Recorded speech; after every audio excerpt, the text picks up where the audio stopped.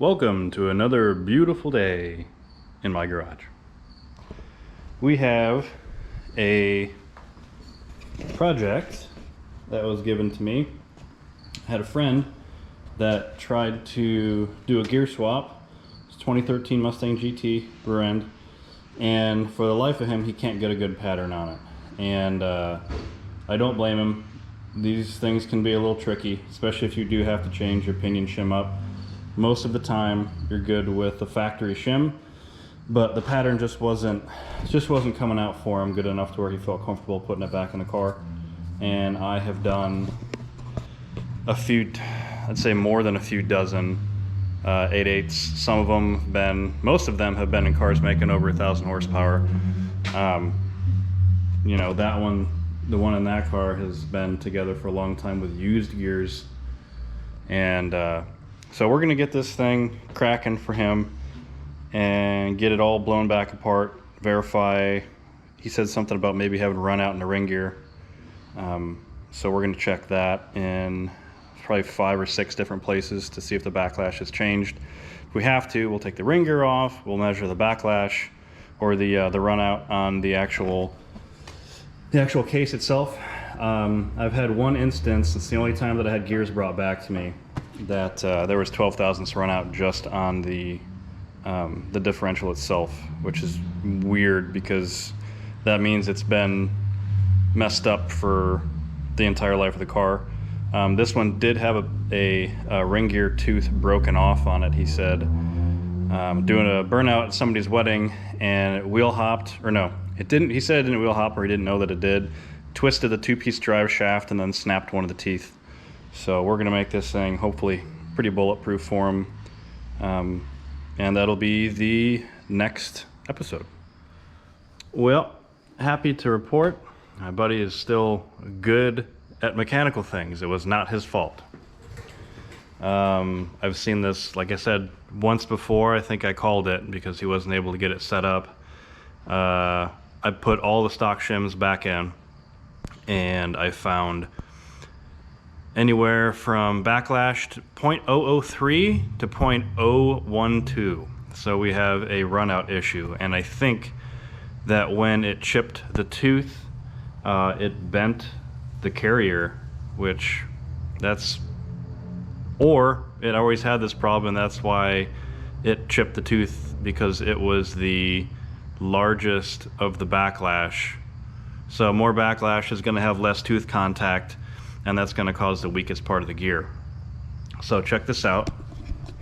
Rotate the pinion, and this is on the carrier itself. See if this thing will focus for me ish. Hope you guys can see that. You're supposed to have like maybe 2 thou at the most, and I think I'm seeing about 20. So yeah, bad news, unfortunately. He's gonna need a new carrier, but yeah, that's about 20 thou, and that's no bueno. That will not work, because you can't even set up gears that way. God, I hope the ring gear's okay, because when it's pulled to that much off, when you're tightening it down, I'm worried that it'll tweak the ring gear, and then the ring gear is going to be the reason that the new carrier could flex. So, man, I don't want to tell him to get new gears, but along with the carrier, because that's expensive.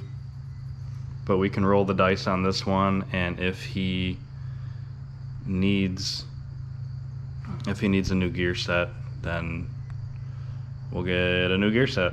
So sorry, dude, roll the dice, stuff happens, but at least we know why you weren't able to get a good pattern on the gear set. So I'll give him a call and see what he wants to do. It's another wonderful day, and today we have our guest, Bill. Yes. So if you like dogs, here you go. All right. We got parts for that 8/8 build, and I absolutely love it when people listen to me and they buy exactly what I tell them to, because when that happens, you don't get disappointed. This is a Eaton Tru Trac. It's basically a torsion style differential that has pinions, but 3 on either side. So it's got 3 on this side, and it's got 3 on this side. And it uses a mechanical lockup to lock the diff. So when you are, when you're just turning, when you're not under power, the diff is basically completely open. And then when you apply power, it wedges those pinions up against the case, which locks everything into place. So if you're going that way and you hit the gas, your car's gonna go exactly that way. And I absolutely love it. It's a little bit harsh for lockup in terms of road racing and stuff, but for drag racing, I've seen these things handle over 1200 horsepower for years. That's the same differential that's in the Mustang that's been doing at least 700 wheel for, gosh, I don't even know, 6 years now, 5 years. And so my buddy Josh, good man that he is, went and bought this so that way we can replace the wavy on carrier that has a lot of run out on it. So what I'm gonna do is pull the ring gear off, verify that it is this and it's not the ring gear that's tweaked, which more than likely it's probably that. And then he also listened to me and got a Raytech shim. So what these are is they're a crush sleeve, but as you can see they're machined. Yeah, kind of hard to see, but they are machined with a that cuts in deep enough where this little piece of metal that's left inside of there acts as a spring. And so the cool thing about this, I'm going to put you down. The cool thing about this is most pinion shims and or crush sleeves have a very small usable compression distance. So what that means is 40 to 60 in length. So that way if you mess up your crush sleeve or you have your bearings loosen up over time, it's only able to compensate for 40 to 60 thousandths in length.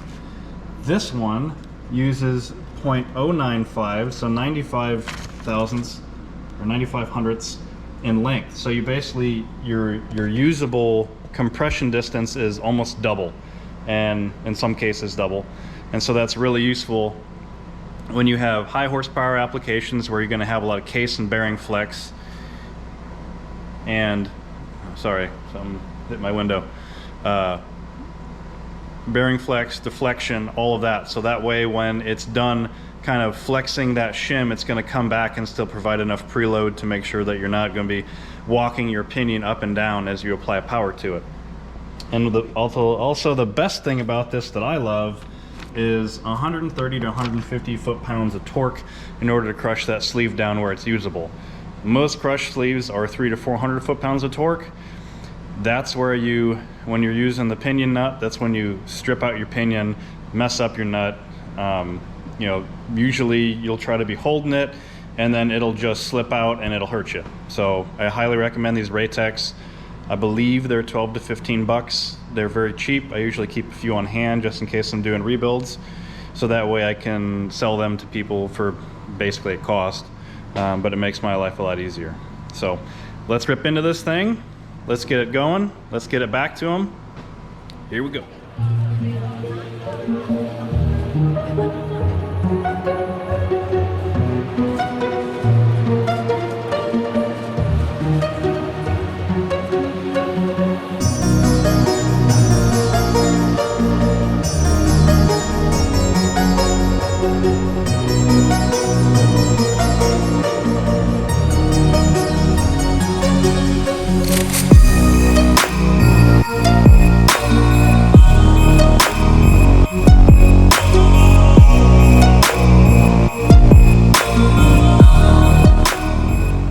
Hey, come here. Yeah. All right. I guessed correctly. What is with these spiders in my freaking garage? Oh my God. Okay. Guessed correctly. Had a bad center diff. So now, why doesn't this thing focus? Anyway, we are at about 3 thou, which is more than acceptable in terms of run out. It's barely 3 thou, it's probably like 2 to 3. Oh, there it is. Just a little bit of a high spot.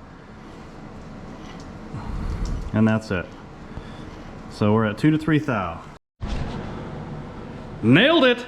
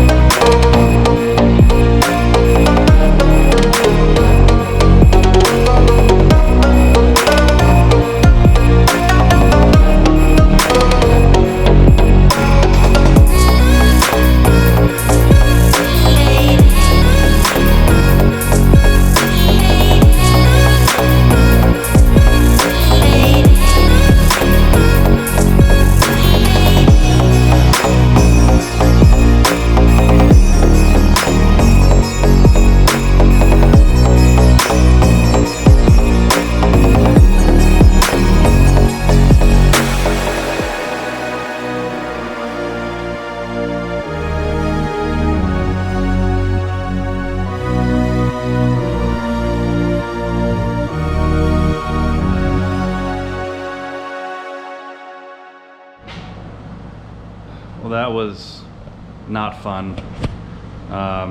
The time lapse is vast. I'll cut that down, but this thing fought me so hard. The pattern indicated it wanted a thicker shim under the pinion, but after I got to 40 thousandths, I just started to go backwards. Factory was a 034, and I ended up at a 030 to get a nice fat gear pattern. I kept having a problem with it running off to the very edge of the gear set. And if you look at, I've been using the reference forever and I've never really had to adjust the pinion depth that much. So I kept going off of that, and then I looked up a few other references and they literally said the opposite of each other. So be careful what references you're using online, because they're not going to be accurate. They're going to be off depending on, I don't even know what it's depending on. It doesn't make any sense to me. But anyway, pattern looks really nice. She looks good. Let's see, probably not able to see it very well, but that is coast side and that is drive side. Crank that over a little bit. That is drive side. Right fat, right in the middle. I think I have, geez, at 4 o'clock. I think I got 5 or 6 hours in it. Just setting that up. I think I had the pinion in and out 6 times. But ended up with that nice pattern. Had it torqued down, had to final everything. Backlash, there's still a little bit of run out. There's about 2/3 thousandths run out, which is what I showed before. So backlash goes from 009 to 01011. So 9 thousandths to 11 thousandths. But it's done, and it's ready for pickup. So not as exciting as I was hoping for everyone, but and then there's a few tricks that I do use. You probably saw me sitting on the diff a few times. To get an accurate pattern, sometimes the new gear sets, especially the Ford ones, are not machined as well as they used to be. So they don't, it's hard to put this into words, but they don't do as many passes. So the gear is not as flat as it could be. So in order to get an accurate pattern, you have to put load on the pinion, and you have to rotate the ring gear over with a wrench with a decent amount of force to it. So that way they're really pushed into each other, and that way you can get a better pattern on it. So if you think you have an okay pattern, but you're not quite sure, put some pressure on your pinion, turn it over by hand, and then also vice versa. You probably saw me sticking a screwdriver in there, and I put drag on the carrier or the ring gear, and then I rotate the pinion. So I do both to make sure that I have a nice hard pattern on itself. And if you do that, you should be good to go. Most of the time, 90% of the time, you're going to be using the factory pinion shim, and then you're just going to be adjusting your backlash, which they like to sit right around 8 to 10 thousandths. Sometimes you need to go up to 12 in order to get just that extra little bit. I know that sounds like a lot, but if it's what the gear's like, it's what the gear's like. It's what they want. When I do drag applications where there's a lot of power, I make sure that I can keep the thing happy at about 5 to 7 thousandths, so that way you don't have as much backlash when you're going on and off the throttle, which can actually break a gear set if you have too much backlash, because just think of the momentum that slams into itself, and then you can start breaking teeth. But this one's good to go. Alright, I am going to show you how these Tru Tracs retain the axles with C-clips. So you have this, there's only got a gap on one side, which is also why this diff is so strong. It's really, really thick on all the way around except this one side. So you take one of these two spacers, depending on the year of your car. One is thicker and one is thinner, and what that does is it pushes out your axles, and then when you put this in, this face down, like that, that retains your spacer. And so what's nice is the slop is actually a lot less than a factory C-clip axle that is kind of dependent on those side gears being shimmed correctly. These don't have that, and so when you're done, you put in your C-clip in there, and then you're all done. And then the thing is basically bulletproof. I don't know anybody who's broken one before. I'm sure it's been done, but I haven't seen it. So that's a wrap up on the 8.8 Tru Trac gear installation. Have a good one.